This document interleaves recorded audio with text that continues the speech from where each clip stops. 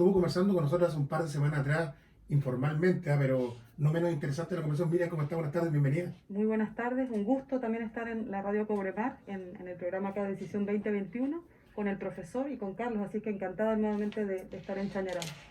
Bueno, Miriam, bueno, mostrar, lo voy a leer textual, a propósito de un apartado que me envió Miriam, mostrar peso o irrelevancia. Lo que se juega en los independientes en el mes de abril del 2021, cómo se conecta con la ciudadanía un grupo importante de candidatos independientes, ya sea gobernadores regionales, alcaldes, concejales y o convencional constituyente. Juntar firmas, obtener financiamiento, espacio en los medios, el sistema electoral proporcional, una ardua tarea, Miriam, me imagino que no menos importante. ¿Cómo te has preparado para esto, Miriam?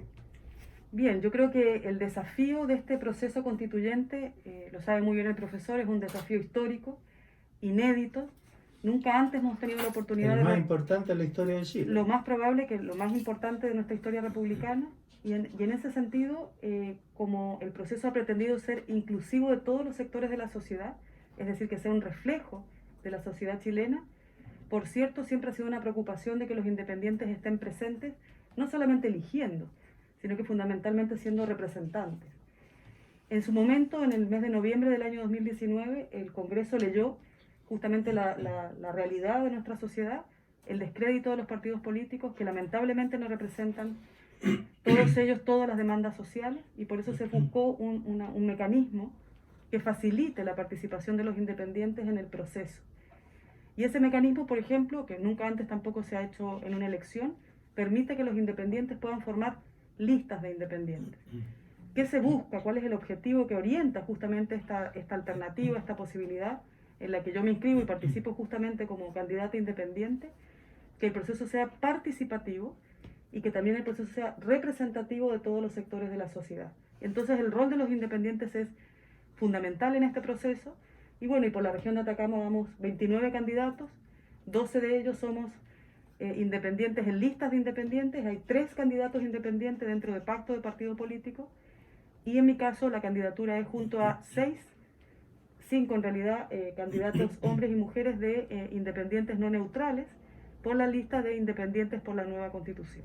Miriam, nuestros auditores se están interiorizando que hay una dama, Miriam Enríquez Viñas, que va a constituyente a la convención constituyente, pero se estarán preguntando quién es Miriam Enríquez, si nos puede dar algunos de sus antecedentes personales, profesionales y familiares para que la conozca más la comunidad. Muchísimas gracias, Ruperto, porque yo creo que uno confía en ciertos atributos de los candidatos. Yo creo que se habrá notado, soy una mujer de la región de Atacama, soy independiente, como lo decía recién. Yo soy abogada y soy profesora de Derecho Constitucional. Hace 20 años que enseño Derecho Constitucional y Derecho Público. Y he trabajado prácticamente por estos mismos 20 años tratando de cambiar la Constitución actual. Eso es importante porque en general algunos están pensando en los cambios que Chile necesita hoy.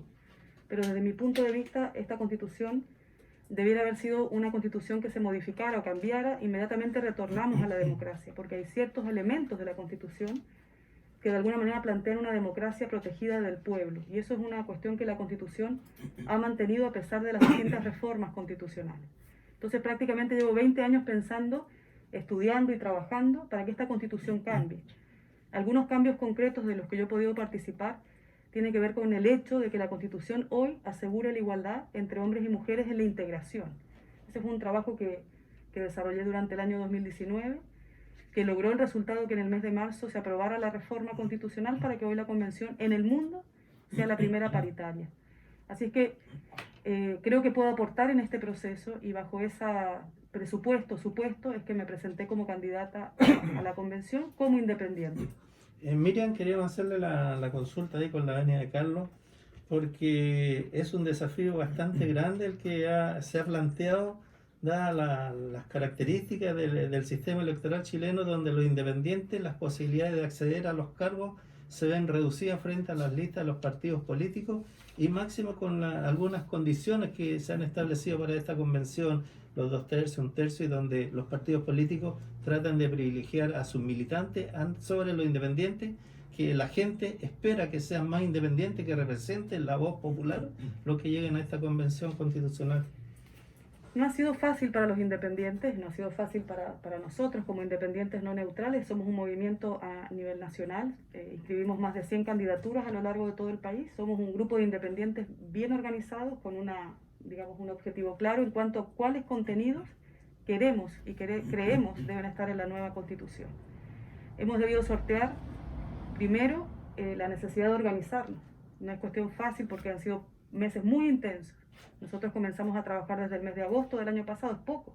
Los partidos políticos llevan algunos cientos de años ya prácticamente organizados. Luego tuvimos que sortear el tema de las firmas, nosotros alcanzamos holgadamente el número mínimo de firmas. Y luego ahora tenemos el tema del financiamiento, nos financiamos con fondos propios o aportes que hacen algunos ciudadanos. Y también tenemos, por ejemplo, la dificultad de dar a conocer nuestras propuestas en el ámbito de la franja electoral televisiva, que sumado todos los microsegundos que tiene cada independiente, no llegaríamos prácticamente ni a un segundo para dar a conocer nuestras propuestas, literalmente ni a un segundo.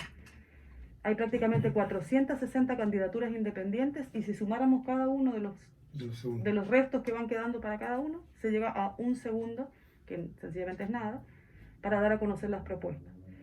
A eso hay que sumar que el sistema electoral proporcional con la cifra repartidora privilegia las listas.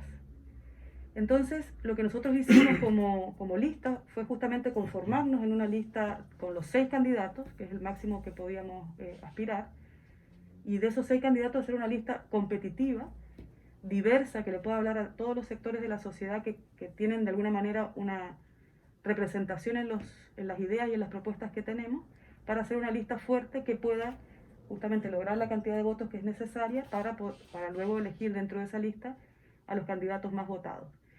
Entonces, ¿para quién es la dificultad mayor como independiente? Para aquellos independientes que van solos, sin lista, prácticamente las posibilidades de un resultado favorable son, yo diría, mínimas, si es que no ninguna. Pero las listas de independientes tienen una viabilidad, pero la dificultad que supone hacerse conocido en tan poco tiempo, financiar una campaña, en fin, da cuenta de una desigualdad política, a pesar de que la Constitución dice que asegura la igualdad entre candidatos de partidos políticos y de independientes. Ayer justamente lo que leía Carlos, en la segunda salió un artículo. En la segunda sí sale una interpretación política, no está basada en una encuesta ni nada, pero sí una interpretación política de cuáles son los candidatos independientes que podrían disputarle votos seriamente al oficialismo y al conglomerado de oposición. Y bueno, de ahí Carlos podrá dar cuenta que por el Distrito 4 aparecen algunos candidatos de distintos distritos y yo aparezco como esa viabilidad o posibilidad por el Distrito 4. A propósito, Miriam, Luis Mesina, Nomás AFP, Mariana Elwin, también aparecía la periodista Patricia Politzer. O sea, el que está en Antofagasta, Benito Baranda. Benito Baranda. O sea, es bastante variopinto lo que señalas tú, Miriam, y lo que la gente de repente ha ido interpretando en estos ya casi 2 años y algo a propósito de octubre del 2019. Pero también importante, Convención Constitucional, frase acuñada durante la redacción del Acuerdo por la Paz Social y la Nueva Constitución. Fue en la madrugada del 14 de noviembre, parece que lo conversamos.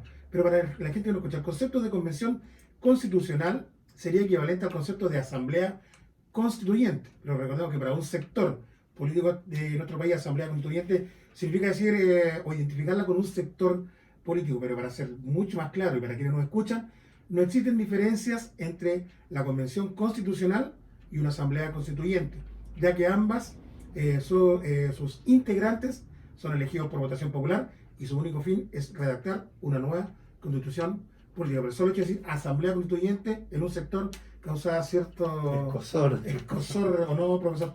Sí, porque se trata de asociar con ideas de izquierda, con otros países como el Venezuela, lo que no tiene nada que ver en el caso de lo que se ha planteado aquí en nuestro país. Yo creo que es querer denominarle con un nombre distinto, que incluso yo creo que es erróneo, a algo que es justamente una asamblea constituyente. Yo quisiera retroceder dos pasos para aclarar algo. En ese grupo de la portada de la segunda hay varios independientes que en esa interpretación política tendrían chances Correcto. a pesar de ser independientes, ¿no? A pesar del sistema electoral. Pero son independientes bien diversos. Yo creo que la Sí. ciudadanía tiene que estar informada que el ser independiente es una cuestión que no es un valor en sí mismo, pero que sí es una alternativa para el que no quiere elegir a alguien de un partido político. Pero hay independientes que uno podría decir que están por cambiar las cosas de la Constitución actual y otros que están por mantener los contenidos de la Constitución actual en un proceso que supone un cambio. Entonces, por ejemplo, Henry Boyce, que es uno de los Sí. independientes que aparece en la lista, yo diría que él está más bien por defender los contenidos constitucionales actuales. Mariana Elwin probablemente también por mantener esos contenidos. Claro, se identifica con un sector... Con un sector que probablemente quiere mantener lo que se hay. habla de independiente, pero en el fondo cada independiente tiene su postura frente a lo que es la actual constitución es para neutral. mantenerla o cambiarla. No, Sí. no hay neutralidad No hay en el hecho de que neutralidad. sea independiente. Claro, que y quede claro en quién está en eso es nuestra muy sintonía. importante porque uno podría decir, sí, soy independiente, pero usted como independiente, ¿qué ideas de la Constitución defiende? Entonces, hay independientes no neutrales de ese mismo Sí, grupo, correcto. Benito Baranda, Patricia Politzer y yo, que queremos cambiar el estado de cosa actual. ¿Para qué? Para mejorar el Estado chileno, para mejorar la vida de las personas, pero sobre todo para terminar, si es posible, desde la perspectiva constitucional, con la desigualdad estructural, territorial, de la organización del poder, del tema de género, en fin. Y para eso tenemos un órgano que nunca antes habíamos podido elegir representantes para que definieran los contenidos constitucionales. Y ese órgano es, querámoslo, o le pongamos un nombre o no, Correcto. una asamblea constituyente, que va a tener como único fin generar una nueva constitución. Como causa el recuerdo, por ejemplo, de la Asamblea Constituyente Venezolana, se le cambió el nombre de Convención Constitucional, pero no existe una función constitucional, existe una función constituyente. Constituyente. La función constituyente es la que puede reformar o dictar una nueva constitución, no existe una función constitucional. Por eso nosotros somos candidatos a convencional constituyente. Es la función que se espera desempeñe esta convención prácticamente por un año, y es una misión muy relevante, pero es la única, a diferencia de la Asamblea Constituyente Venezolana y otras asambleas constituyentes que se instalaron para ejercer otros poderes del Estado, como por ejemplo la función legislativa. Y este no es el cometido de este órgano que se va a instalar en el mes de marzo. Miriam, bueno, me imagino que con todo el trabajo territorial que han desarrollado tú con tu grupo de independiente o grupo de trabajo, sumado más al proceso constituyente que tuvo Michelle Bachelet en el año 2016, hay varios temas que me imagino que son importantes que tú has ido recogiendo a propósito de las conversaciones que has sostenido. ¿Cuál crees a tu juicio? Son los temas prioritarios para el debate, primeramente. Y segundo, aquí entre nosotros, dentro de tu foro interno, ¿cuál sería el tema que tú quisieses de alguna manera poner en primer lugar? Lo que has recogido la ciudadanía y lo que a ti interiormente te dice, yo creo que esto esté como en primer lugar dentro de la conversación o el debate. Me parece que es una pregunta crucial para conocer justamente la no neutralidad Exactamente. del independiente que ¿Hacia les dónde está va en hablando. este proceso? Correcto. Justamente yo quisiera aclarar que como independiente quiero un cambio a la constitución actual y al estado de cosas actuales. Me parece que la desigualdad está sobre la mesa. Rojo en blanco. Una consulta, Sí, porque se ha discutido mucho, ¿cambio a la constitución o una nueva constitución? Porque Ojalá. acaba de decir cambio a la constitución. perfecto, no. Me voy a corregir si es que se presenta para malos entendidos. Una nueva constitución. Yo creo que esta constitución ha tenido tantos parches que un parche más no va a asegurar que siga funcionando de manera adecuada. Es necesario, por muchas razones, hacer una nueva constitución. Sobre todo para que la gente se identifique con ella. Yo creo Claro, que la sienta propia. la mayoría de nosotros, como no ha participado en ningún proceso, no ha tenido ninguna parte en la constitución actual, lo que quiere es tener una constitución que nos identifique, que nos represente, que nos permita fijar las reglas de nuestra convivencia actual y para las generaciones futuras. Entonces, Miriam, para que quede claro, nuevísima, novísima constitución. en esa dimensión es fundamental el contacto que ustedes, los postulantes, puedan tener con las distintas agrupaciones comunitarias, porque muchas organizaciones quisieran estar representadas con alguno de sus dirigentes, pero el sistema electoral le va a ser prácticamente imposible y por lo tanto van a tener que asociarse a quienes tienen la posibilidad de llegar a esa convención. Sí, yo creo que justamente ambas preguntas coinciden, Ruperto y Carlos, en cuanto a las propuestas que uno tiene, coinciden con las demandas de la ciudadanía. Yo hace unos días atrás escuché a un candidato Te conecta mucho. Y no, y él hablaba de que el Estado chileno tenía que, su única propuesta es que el Estado chileno tenía que ser moderno y digital.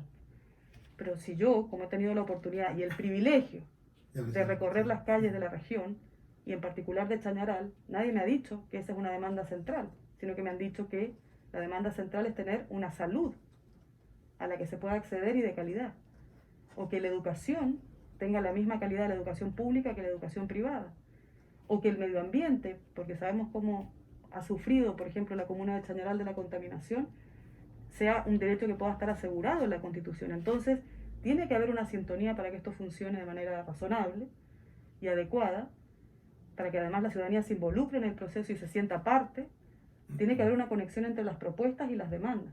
Y a mí lo que me moviliza justamente es escuchar esas demandas, dialogar sobre ellas y poder representarlas justamente con el aporte que yo puedo hacer como profesora de Derecho Constitucional en la convención. Entonces, yo diría que el corazón de mi propuesta es pensar que hay que cambiar el modelo de Estado por un Estado social y democrático de derecho, lo que no significa de ninguna manera refundar el Estado o comenzar desde cero, sino que significa que el Estado actual es insuficiente e ineficiente para satisfacer las demandas que la ciudadanía tiene, en todo tipo de ámbitos, de vivienda, educación, seguridad Quería social. hacer una consulta, ya que recién habló algo que me pareció importante, que se respeten los derechos. En la actual Constitución está el derecho a vivir en un lugar libre de contaminación, pero lamentablemente en el Parlamento surgen leyes que no avalan ni respetan ese derecho. Entonces tiene que haber un trabajo también complementario con lo que son las leyes que se van a emitir o se van a dictar una vez que esté la nueva Constitución. Complemento la pregunta del profesor, porque la gente muchas veces entendemos o tendemos a pensar que la Constitución no legisla todo, pero no es así. Es como una guía para que trabajen, digamos, los gobiernos de turno para ir dictando leyes, ¿o no, Miriam? Absolutamente. Es la carta madre, pero están los tíos, están los sobrinos, están Claro, los es que primos. eso es lo que la gente muchas veces piensa, que con este cambio de Constitución las leyes automáticamente van a desaparecer, pero no es así. Es una guía para ir paralelamente, dependiendo del gobierno de turno, va dictando leyes o proponiendo leyes. Miriam, Sí, comenta un poco. es una pregunta bien compleja de poder descifrar en poco tiempo, pero voy a hacer mi mayor esfuerzo. Porque la Constitución es como una guía, es como un marco. Entonces los términos constitucionales suelen ser amplios, incluso ambiguos, para que justamente los gobiernos posteriores puedan colocar su política y sus decisiones políticas, en la medida de lo posible, en el marco de la Constitución. Entonces la futura Constitución va a tratar los temas con una, digamos, una amplitud que comprenda todas las voluntades, pero no va a ser específica en temas tan concretos como, por ejemplo, que el peaje entre Caldera y Copiapó valga 1.500 pesos, por ejemplo, sino que tiene que ser algo mucho más general, que haya una libertad de tránsito. Y si entonces el peaje es muy alto, ¿qué se impide? Transitar. Entonces, si la Constitución dice todas las personas tienen derecho al libre desplazamiento, en consecuencia, tiene que haber un camino alternativo al camino del peaje, y el peaje no puede tener un costo que me impida la libre circulación. Entonces, la Constitución como guía orienta el trabajo del legislador para que el legislador no pueda regular o legislar en contra de la Constitución, y los jueces tienen que luego aplicar la ley. Entonces, fija el esquema, fija la distribución del poder. Y en ese sentido, yo creo que el problema de la Constitución actual en materia de medio ambiente es que ha colocado solo a la persona en relación con la protección del medio ambiente. La persona se defiende solo. La persona es el centro. El centro. Y como si fuera un accesorio, el medio ambiente. De hecho, la Constitución dice que se asegura un derecho a vivir en un ambiente libre de contaminación. No dice de toda contaminación, porque cada acción que nosotros hacemos contamina también. Pero ¿cómo podría ser el cambio? Que tanto el derecho de la persona como el medio ambiente o el ambiente sean protegidos. Es una diferencia sustancial, porque no es que el medio ambiente me tiene que servir a mí, sino que el medio ambiente tiene tal preponderancia que tiene que tener una protección constitucional. Y colocar un rol del Estado mucho más fiscalizador de las situaciones que suponen una contaminación. Fiscalizar por acción y también cuando la contaminación es por omisión. Y ese es un cambio que la Constitución se puede señalar. ¿Y cómo juega la protección del medio ambiente con otros derechos? Como el libre desarrollo de la actividad económica, con la propiedad, en fin. Eso es algo que la Constitución actualmente no establece y se puede regular en la nueva Constitución. Hay un tema de libertad, profe, y lo digo al tiro. Hay un tema de libertad que considera la Constitución, y de repente ahí donde tenemos justamente no sé si la problemática, una de las grandes demandas que hay a nivel nacional, sobre todo en temas educación y salud. Uno puede elegir dónde estudiar, elegir dónde, digamos, se puede ver eso, tema de salud, pero no está consagrado como un derecho. O sea, el Estado proveerá de la educación y no dejará a libre elección. Justamente yo tomaría ese tema para justamente dar cuenta de cómo los derechos sociales, la Constitución actual, los establece como libertades. Ahí está. Yo no tengo un derecho al trabajo actualmente según la Constitución, sino que tengo la libertad Elegirlo. para trabajar o para no trabajar, para escoger a mi colaborador o para escoger a mi empleador, pero no tengo estabilidad en el empleo ni una justa retribución como Y derecho. ese es el cuidado que habrá que tener en la redacción de la nueva Constitución, que va a Es- ser para 40, 50 años más. No, Que no, ocurra no da lo mismo, no da lo mismo decir libertad de trabajo Qué derecho. que derecho al trabajo. El solo hecho de cambiar libertad por derecho cambia sustancialmente el panorama. Hay un derecho a la educación como derecho social, pero es un derecho a la educación que no está garantizado si es que no se cumplen con los supuestos del derecho para recurrir a un tribunal de justicia. Esa es la situación del derecho a la educación, que se puede perfeccionar, sin duda, que se puede garantizar, se requiere justamente una voluntad política. Y en el caso del derecho a la salud, la Constitución no consagra un derecho a la salud, sino que consagra un derecho a la protección de la salud, que es algo bien distinto. Entonces, cuando uno dice, ¿y qué es el derecho a la salud? Para algunos es que una persona no esté enferma, la ausencia de enfermedad. Pero el derecho a la salud es el derecho que tenemos las personas a un estado completo de bienestar físico y mental. Que yo tenga la posibilidad de, si me enfermo, recuperarme. Garantizado. Rehabilitarme. Prevenir las enfermedades. Todo lo que tiene que ver con la vacunación es un ejemplo de ello. Y luego la Constitución dice, usted puede elegir entre un sistema público o privado, pero ¿cuánto de verdad hay en esa posibilidad de elegir? Exactamente. Si no tenemos recursos, yo no puedo elegir entre el sistema público y privado. Si un plan vale 200.000 pesos, 150.000 pesos, 80.000 pesos, las posibilidades para muchos para elegir son ninguna. Lo lamentable es que la educación pública y la salud pública no tienen la misma calidad que la salud y la educación privada. Y ahí entonces el rol del Hay un Estado mundo de diferencia. tiene que ser distinto, modernizarse, proveer y tener justamente una garantía de una calidad equivalente para los que pueden pagar y para los que no pueden pagar. Miriam, cuando se habló de este proceso de la Convención Constituyente, perdón, se discutió mucho los cupos para los pueblos originarios. ¿Qué piensa al respecto? Yo celebro, aplaudo de pie, Como decía Pedro Carcur. exactamente, que la Convención Constitucional, Convención Constituyente creo que se llamaría mejor, o Asamblea Constituyente, sea una convención que tenga escaños reservados para pueblos indígenas. Creo que es parte de las construcciones históricas a las que estamos asistiendo, como también que sea paritaria o que hayan independientes. Creo que hubiera sido ideal que el número de escaños hubiera sido mayor. Todos los pueblos están representados, pero probablemente en un número mayor hubiera sido todavía ideal. Así es que me parece que es una oportunidad también para reconocer, como creo que es necesario, una deuda, que no se va a saldar solamente con este pago, de que los convencionales también sean indígenas, sino que la deuda es tan grande que va a requerir de muchos otros abonos, justamente para que el Estado chileno se reconozca como un Estado plurinacional, para que haya derechos reconocidos para los pueblos originarios, derechos distintos.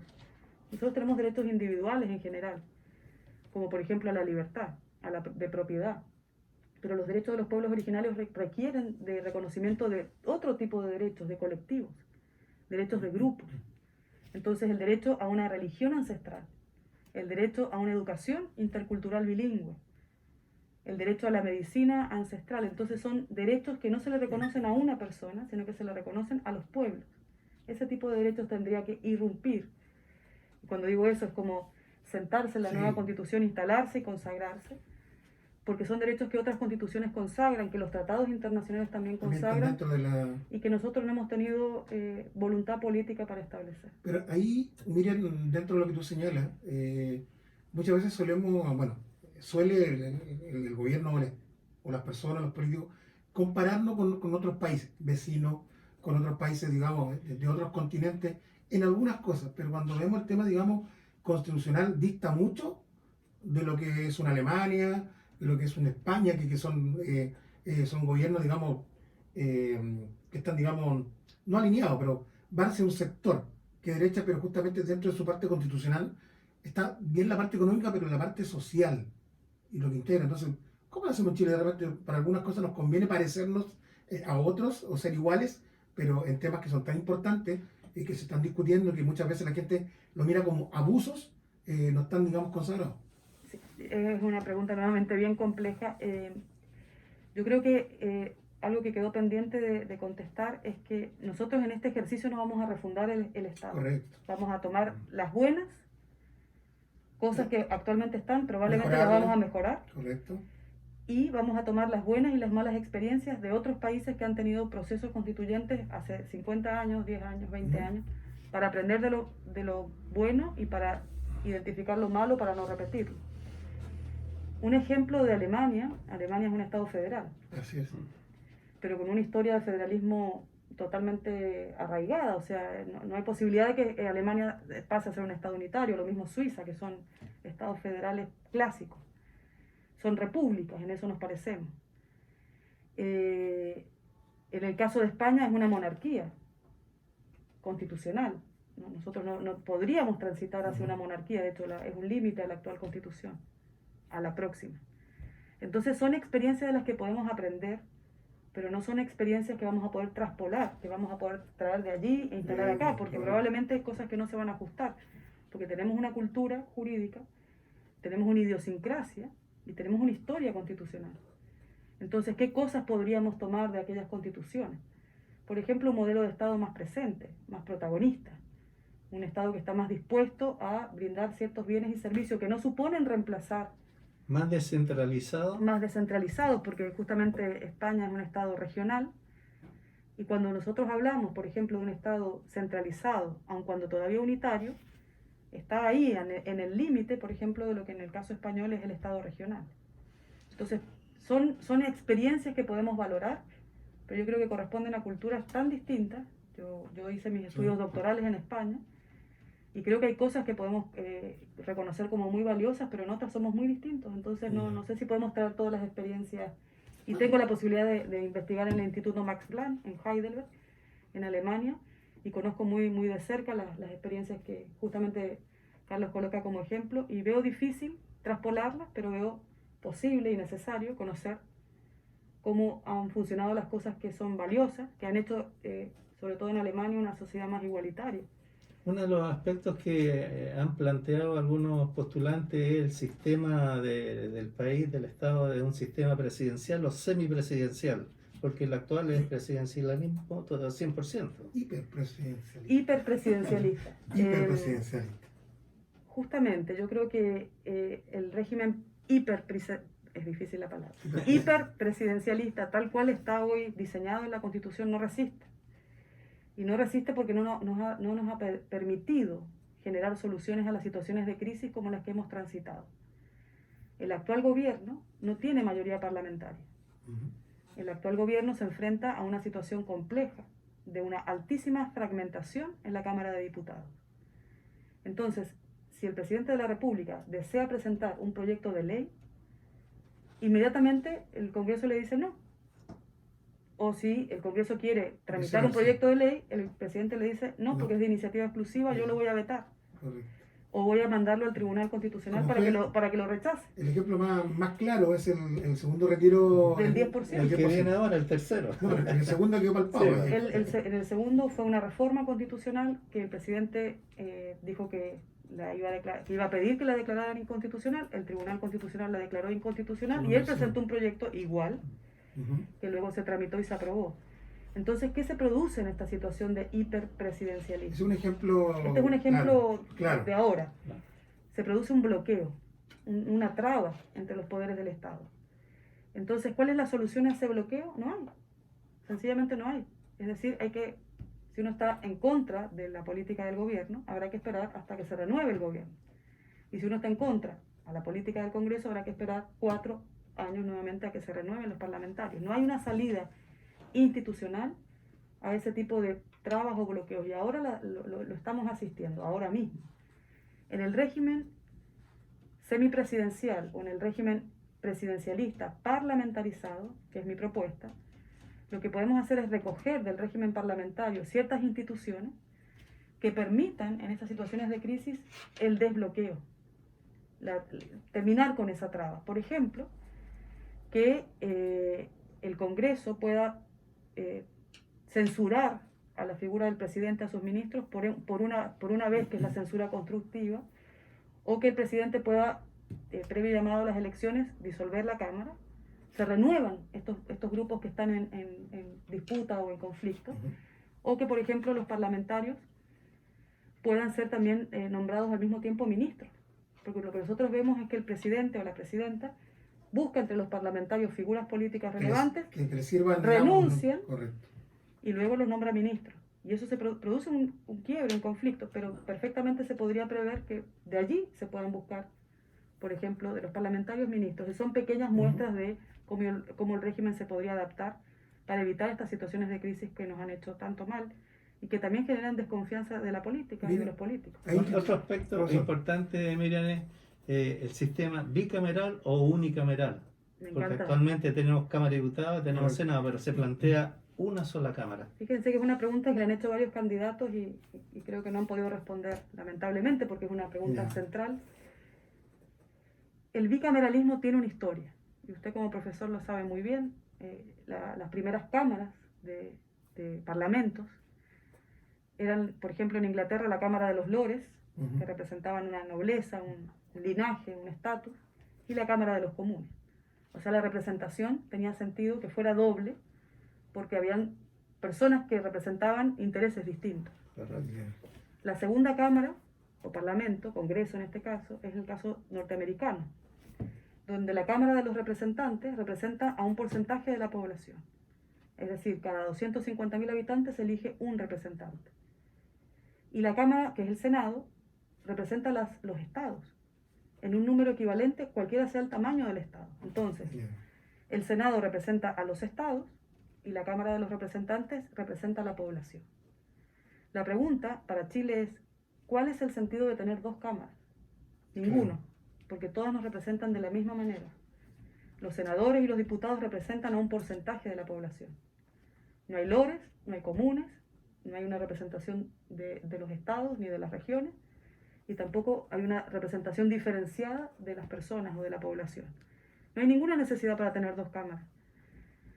Hay una tradición de tener dos cámaras, pero propiamente un Estado unitario perfectamente podría trabajar con una sola cámara, ideando que haya una revisión a través de una tramitación que tenga revisiones sucesivas. Es decir, que se tramite una vez, se revise esa tramitación, hasta que cuando haya una conformidad X, se apruebe el proyecto. Porque es justamente lo que pasa entre las cámaras. Cámara de origen, cámara revisora. Lo que aseguran las dos cámaras es la revisión, pero no la representación diferenciada. Y quizá con una sola cámara podría ser un trabajo mucho más eficiente, más rápido y más eficiente, menos costoso, y con una justificación que hoy no la tenemos para tener dos cámaras. Ahora, lo que tú señalas, Miriam, en honor al tiempo, es lo que la gente se pregunta. ¿Tenemos la necesidad de tener tantos representantes en el Congreso?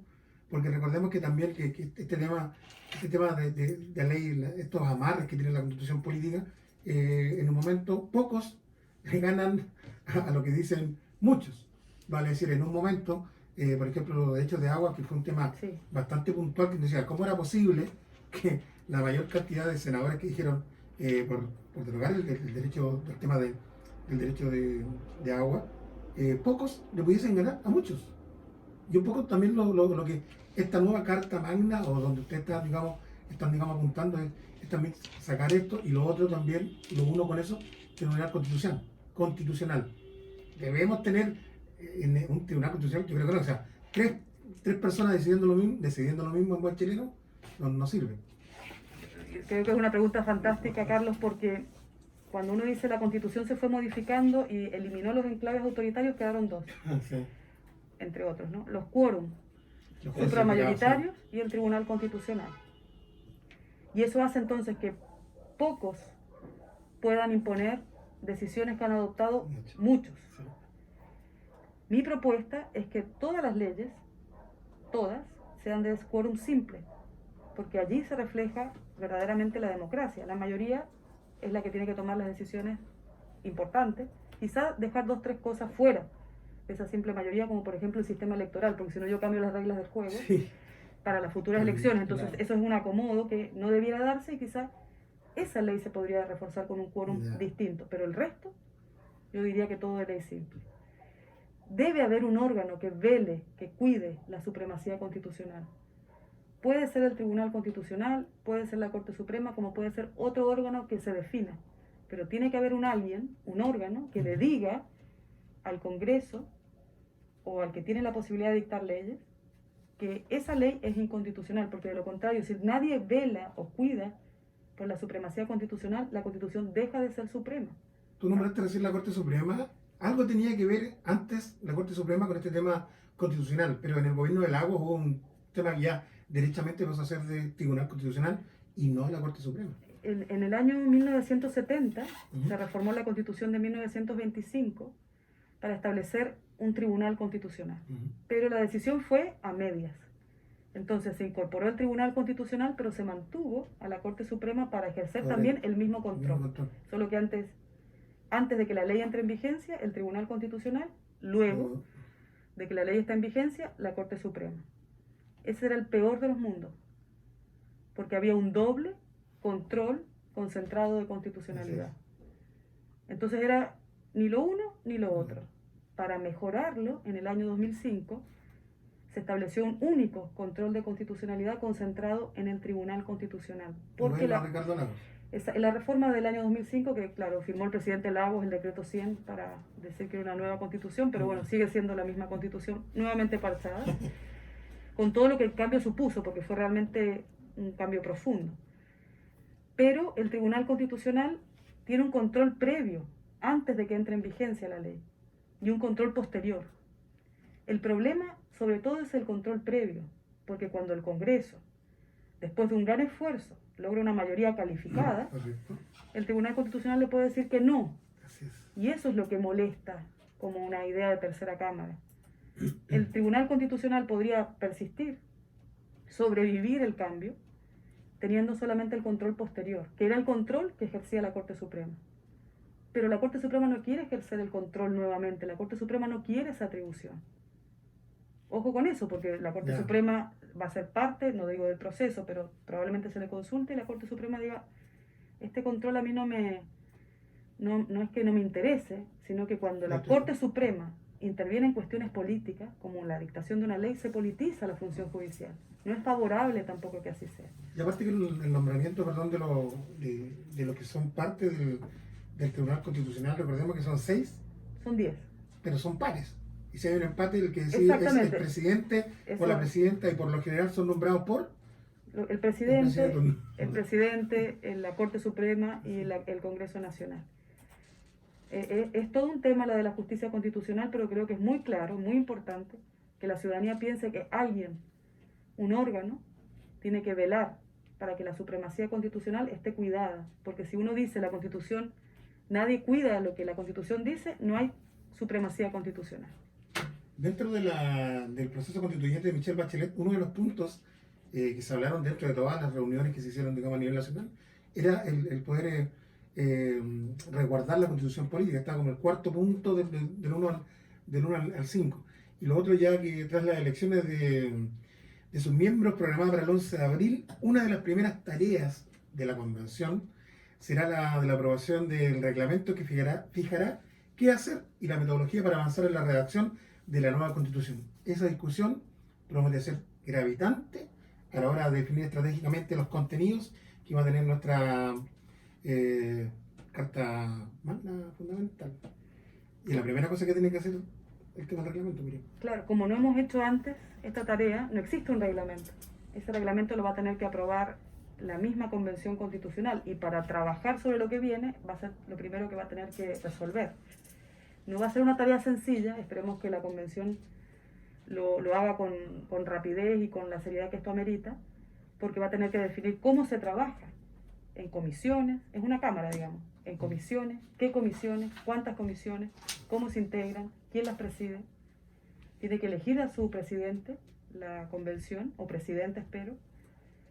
Tiene que definir las áreas temáticas que van a tratar esas comisiones, y también va a tener que definir cómo se va empalmando la Constitución, porque puede que una comisión esté trabajando y diga Estado unitario descentralizado, y la otra diga régimen parlamentario. ¿Cómo dialogan eso a propósito de las cámaras? Entonces va a tener que existir una comisión de redacción, de estilo.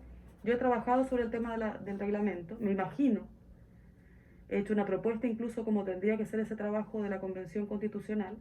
Tiene que ser un trabajo eficiente, transparente, las sesiones tienen que ser públicas, se tienen que propiciar los acuerdos porque tenemos que llegar a los 2/3 que usted decía, Ruperto. Y para eso tiene que entonces ser un trabajo que esté pensado para lograr esos acuerdos, no para trabarlos, para lograrlos. En esa línea, Miriam, sí. ¿Cree usted que dada la polarización que existe en nuestro país desde el punto de vista político, los conglomerados tanto de izquierda, derecha, extrema derecha, el tiempo establecido para fijar esta nueva constitución es el adecuado? ¿Se podrá cumplir en ese tiempo? Es suficiente porque nosotros tenemos para pensar que una constitución se logra las experiencias comparadas. Y en general, en los países en que se ha hecho este mismo proceso, el tiempo que se han tomado son 13 meses.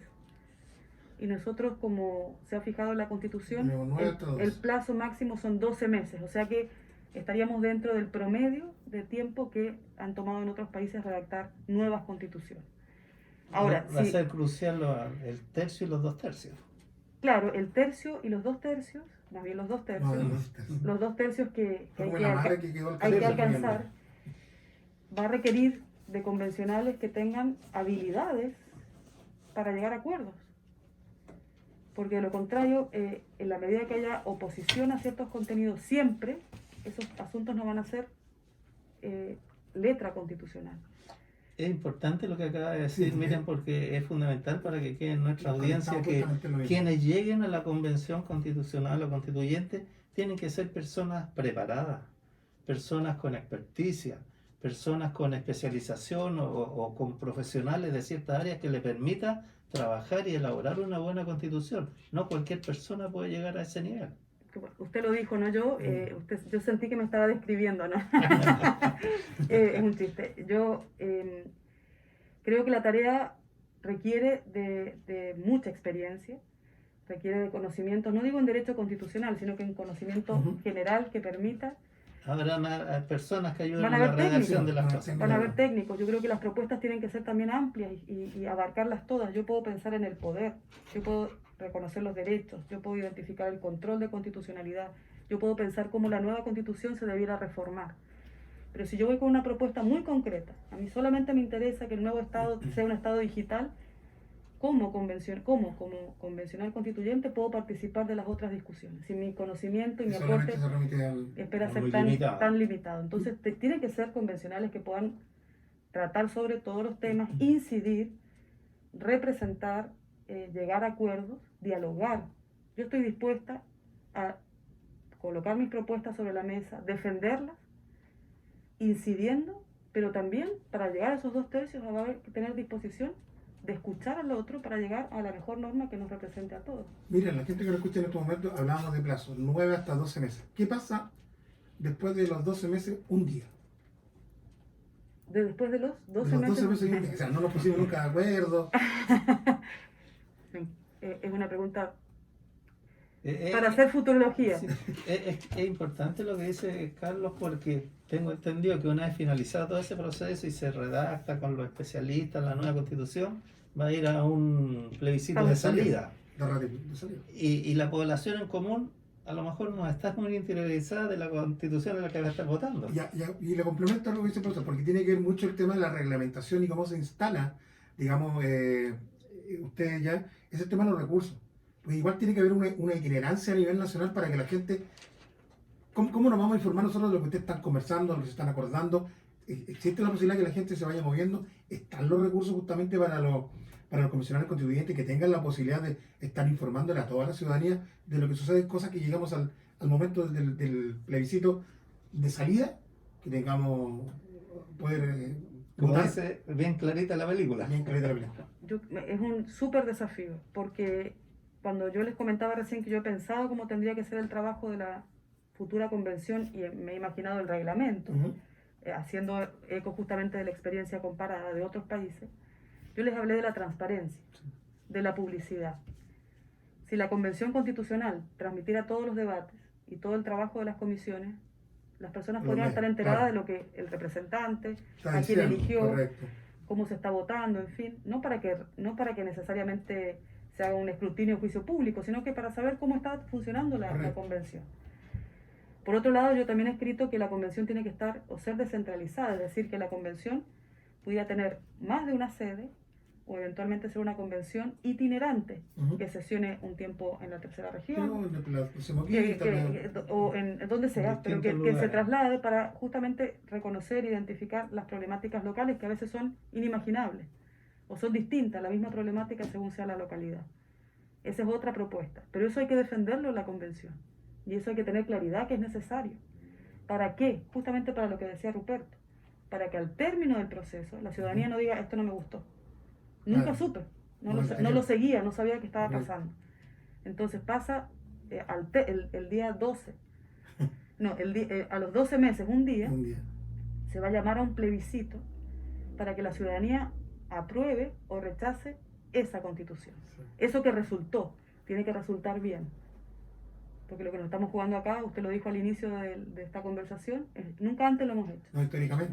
No podemos hacer algo por primera vez que O sea, quede mal. no nos podemos farrear la oportunidad. Lo que está en juego es tan grande que no lo podemos hacer mal. Entonces esto tiene que ser El destino y futuro de Chile. de todos. Entonces tiene que tomarse uno el peso para elegir bien, para estar involucrados, para participar el 11 de abril o el 10 de abril, Ujú. informados, en fin, para que esto resulte bien. Y la disposición de los convencionales tiene que ser para que esto resulte bien. Yo no me imagino un convencional que quiera asistir para que esto no resulte bien. Y el otro aspecto que también creo que es fundamental, que cada uno de nosotros que no vamos a estar participando en esa convención, estemos periódicamente tratando de obtener información. Si no nos llega, tratar de obtenerla, recuperarla, para ir tomando conciencia de qué es lo que se está haciendo y qué es lo que voy a tener que definir yo una vez al término de ese proceso. Yo creo que es lo principalísimo, que la ciudadanía se mantenga vinculada y involucrada en el proceso y sepa que puede incidir. Porque también la convención podría hacer audiencias públicas, recoger los grupos de interés y oírlos y tomar decisiones en base a esas opiniones. Porque si la ciudadanía dice no en ese plebiscito de salida, el resultado es que mantiene la vigencia de la constitución actual. O sea que se habrá hecho todo este ejercicio y todo este esfuerzo para que la constitución actual, para los que estamos convencidos que tiene que cambiar, es prácticamente un camino sin salida si es que el plebiscito resulta negativo. Pero para eso, el trabajo que desarrolla la convención y el resultado tiene que ser algo positivo. ¿Cómo uno valora lo que es positivo? Es subjetivo también. Pero tiene que ser un proceso participativo, tiene que ser un proceso que involucre a la ciudadanía, tiene que poder cambiar justamente los contenidos para que sea un Chile más justo, para que las personas que reclaman dignidad puedan sentirse reflejadas en esos contenidos. Yo le quiero agradecer, Mirena. Siempre es poco el tiempo. Siempre es poco el tiempo, pero cuando la gente que lo escucha en estos momentos, y estaba viendo un comentario a través de un WhatsApp, muchas veces tenemos muy poca la oportunidad de conversar porque resulta que tenemos que hablar con candidatos a gobernadores, alcaldes y concejales. Son realidades distintas, pero que en algún momento tienen que conectarse y comunicarse. Se tienen que comunicar, porque la necesidad de lo que pueda conversar yo con un candidato a concejal, con la necesidad que yo pueda conversar con un candidato a alcalde o gobernador, de alguna manera se cruzan o entrelazan justamente con la labor que tienen que desarrollar los constituyentes, y a lo mejor nosotros, esta necesidad que es de tener el vital elemento como es el agua, quede consagrado también, digamos, en la Constitución. Así que Miriam Enrique Viñas, yo le quiero agradecer muchísimo esta segunda oportunidad que hemos tenido, aparte que la profesora me hace estudiar. Sí, eso es lo bueno. Es importante. Eso es lo bueno. Esa tarea de la profesora. Eso es lo bueno. Pero justamente para que la gente se vaya interiorizando un poco de lo que va a tener que decidir este 11 de abril, sin duda los convencionales constituyentes van a jugar un rol importante en los destinos del país dentro de los próximos 30 o 40 años. Así que lo más importante, mantenerse informado de todas las formas posibles, y justamente a través de decisión 2021. Miriam. Muchas gracias, Carlos, muchas gracias, Ruperto, por esta oportunidad Gracias. de conversar. Yo lo he pasado, Más que una entrevista, una conversación. yo lo he pasado fantástico porque hemos podido justamente intercambiar opiniones, pero también dar a conocer cuáles son los desafíos de este proceso, que no son menores, son, digamos, nunca vistos. Yo quisiera, si me permiten los últimos 30 segundos, Por redondear favor. algunas propuestas que han Sí, ido saliendo adelante, en sí. esta conversación. Yo pretendo, en el evento de ser elegida convencional constituyente, defender un Estado social y democrático de derecho. Con eso comenzamos conversando. Espero que Chile sea un Estado más descentralizado políticamente, para que se puedan tomar las decisiones en el ámbito de las regiones y en el ámbito de las comunas y tener recursos para ello. También espero que haya una distribución del poder que permita la participación de las mujeres en calidad, en paridad que los hombres. También espero que podamos hacer cambios al órgano que reforma o controla, más bien dicho, la supremacía constitucional. Hemos conversado de muchos asuntos y yo tengo claridad de las propuestas, porque como les decía recién, prácticamente llevo 20 años pensando en cuáles son los cambios que la Constitución necesita, y también me imagino cómo debiera trabajar la futura Convención Constitucional para que estos cambios se logren y el resultado de este proceso sea positivo para lo que todos queremos, que es justamente un cambio para que Chile sea un Estado más igualitario, más justo, y al mismo tiempo esta demanda por la dignidad sea posible. Y por eso me permito invitar para que el día 10 y eventualmente 11 de abril, porque quizá la elección ahora sea en 2 días, Hoy sí, eso Es muy probable. es muy probable, Se el día está discutiendo en estos sí, instantes. el día 10 y el 11 de abril espero Ahora que caigo, profesora, cuando dijo el 10 y 11. 10 y 11, porque ya es Está muy casi probable definido. que así ocurra, voten con convicción de que este es un proceso que nos puede cambiar la vida a las personas, a los chilenos, a todos los que habitamos el territorio de Chile, y se considere la posibilidad de hacerlo por un independiente, en este caso por Independientes por la Nueva Constitución, la lista ZT, por el número 23, que es Miriam Enríquez Viñas. Yo soy una candidata que espera representar todas estas ideas de manera fiel en la Convención Constituyente del futuro. Yo, miren, le quiero agradecer. ZT23. Está difícil, pero... No, pero el problema es, bueno, uno lo ve aquí en la región de Atacama con 50, 29 candidatos. 29 candidatos. 29 candidatos. Me imagino en otras comunas. 80. 80, la papeleta, aprenderte Son los números. sábanas, ¿no? Papeleta. La papeleta. Totalmente. Z- ZT23. ZT23. Z... Qué complicado. Y bueno, ahí las palomas tienen que ser más gigantes, cosa para poder ver los números. Mira, yo te quiero agradecer el hecho que estés acá y vamos a poder desarrollar cada uno de los puntos en una futura entrevista, porque, claro, uno dice, yo quiero hacer esto, ya, pero ¿cómo lo hacemos? ¿Cómo lo podemos instalar? Son las respuestas que tú nos vas a ir dando justamente cada vez que tengamos la oportunidad de conversar y ya ir perfilando un poco lo que es ya esta elección de el 10 y 11 de abril. Así que, Miriam, muchísimas gracias Gracias a por estar en ustedes. Radio Coberman. Gracias. Sí, no, como agradecerle siempre. a Miriam la posibilidad de poder dialogar y conversar de estas cosas